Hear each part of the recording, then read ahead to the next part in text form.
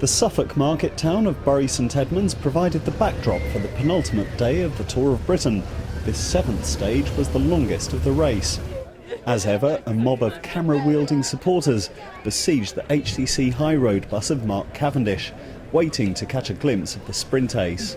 Today was expected to be a day to suit him. Yeah, we'll try and win. Hopefully it's a good sprint, see how it goes. Conditions today quite windy.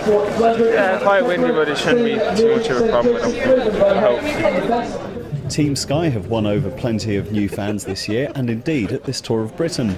Their ace in the pack was Geraint Thomas, until a crash on Friday saw him drop from 2nd overall to 12th. The highest placed home rider going into the stage was Garmin Cervelo's Daniel Lloyd at 3rd overall and 29 seconds from the leader. I'm just going to be careful in the first few Ks whilst the attacks are going, but I think normally it'll be a race that's controlled by sprinters teams and a little bit by Rabobank, so I'm pretty sure it's going to end up in a sprint, but it looks like quite a tough finish, so I'm going to make sure, stick near the front towards the end and don't lose any time. This man remained the rider to beat though. Dutchman Lars Boom has held the IG Markets gold jersey since stage 3. His Rabobank team poised to ensure their man takes the top step of the podium in the finale in London. And so it was that an escape group of 6 riders, none of them a threat to Boom, was allowed to build up a hefty lead early on. With just shy of 200 kilometres from the start to Sandringham, the peloton's pursuit was fairly languid.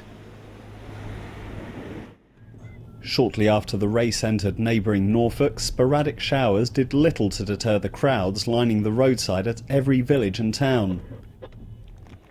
Thankfully for the riders and spectators alike, conditions improved. Nearing the finish, a game of cat and mouse ensued, the breakaways lead of over 7 minutes dwindling rapidly. But the sprint teams misjudged this particular chase, and the 6 stayed away, Lithuanian Gediminas Bagdonas taking a well-earned trip to the podium. Cavendish had to make do with sprinting for 7th, moving to within 3 points of Boom in the points competition, but the Dutchman's focused firmly on gold. For me it was alright that the break stayed away. Cavendish wanted maybe a sprint, it's normal I think. For us it was okay like this.